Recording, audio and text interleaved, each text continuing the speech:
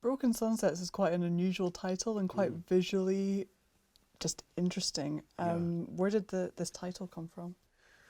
Broken Sunsets came from, I guess I have to credit my son. We did a piece of music together years back. He probably won't thank me for saying this, but I produced a track for him. He's got an extraordinary voice, and he created a sort of mini EP called Midnight Sunrise, which I believe is still on Spotify. Other DSPs are available. And it was a really cool track, but more than that, I loved the title. And so never one to be outdone.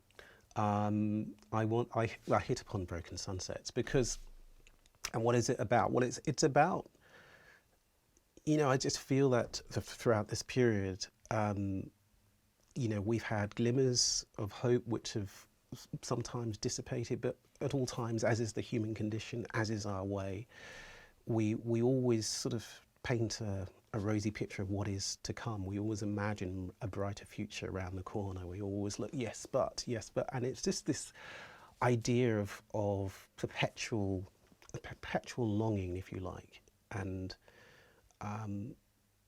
it is a kind of examination of that human condition and the need to feel as if things are going to be okay. It's rough, but hope is round the corner, and so hence the title, Broken Sunsets, and that feeling of realization in the piece as well, when the orchestra hits and you have these huge sort of climactic moments, and then the pared backness of the piano and all of those moments. But it was a really fun track to write and record.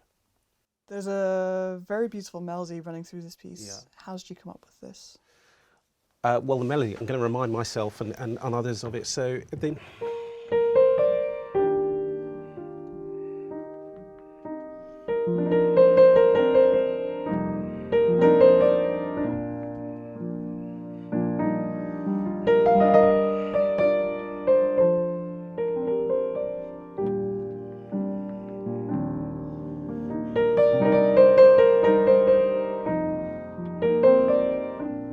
kind of feel, and I remember writing this I was in the Cotswolds, I think, and doing lots of walking with my family, and came up with this song, and again it was exactly that. This is a song moment for the album, and I remember then we did ridiculous things as a family. So I remember I sat them all down, sorry, I'm going to sing the song. So I did this improvised kind of, I sang the song literally to an audience of my family and the dog. My dog's part of the family, obviously, and I think they filmed it, and the dog just turned at the end in utter disgust. There was this look on her face. Yeah, really, but I knew I had something in there, even if Aria disagreed. So I set about really making it into a sort of succinct 3-minute song, and initially it had a sort of middle 8 section, which was a sort of extended Chick Corea like middle 8 section, which I cut actually because I felt it was more than I needed to say.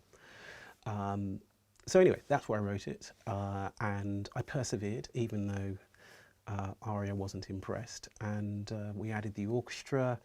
And again, this is one of those songs that could easily be sung by a singer. It has that potential, but it has the piano on there. It also has the cello as a kind of soloistic instrument as well. And again, I returned to Richard Harwood, who delivered an outstanding performance on this track. Do you know what? Apart from One Look, it's the other track that I picked out that sounds like a pop song to me. Yeah, 100%. Yeah, 100%. And you never know. Maybe we might give it over to a songwriter to produce some lyrics for.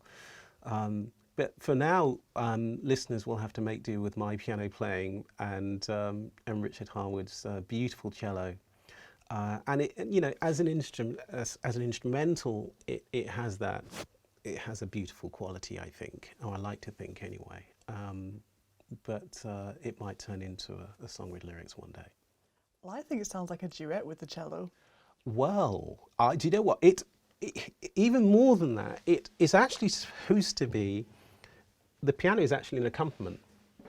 So you have, so the piano, I don't think, it doesn't play the tune, or does it? I think they double at some points, but then they kind Yeah. of diverge, and then Well, there's actually another version of this song in D flat major where the piano doesn't play the tune at all. So the piano just plays. The piano.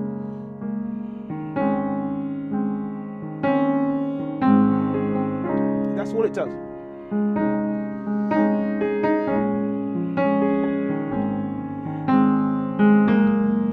And because I always imagined that the cello would take the tune, I always imagined that the tune would be taken by something else entirely, or a singer. But I didn't get a singer to sing the song. So there is another version of this song with just the piano and the orchestra, with the piano just playing the accompaniment. So it's interesting you say that. And I have a soprano saxophone player playing some beautiful Tim Garland, some beautiful improvised saxophone solos over the top. And that's a version that could turn into a song, the version where I'm just doing it. But this one just is a kind of, it's a conversation with the cello, but the cello's got the predominant line. And actually at the end of the track you can hear on the album, it kind of winds down and the piano finishes with a little weak coda.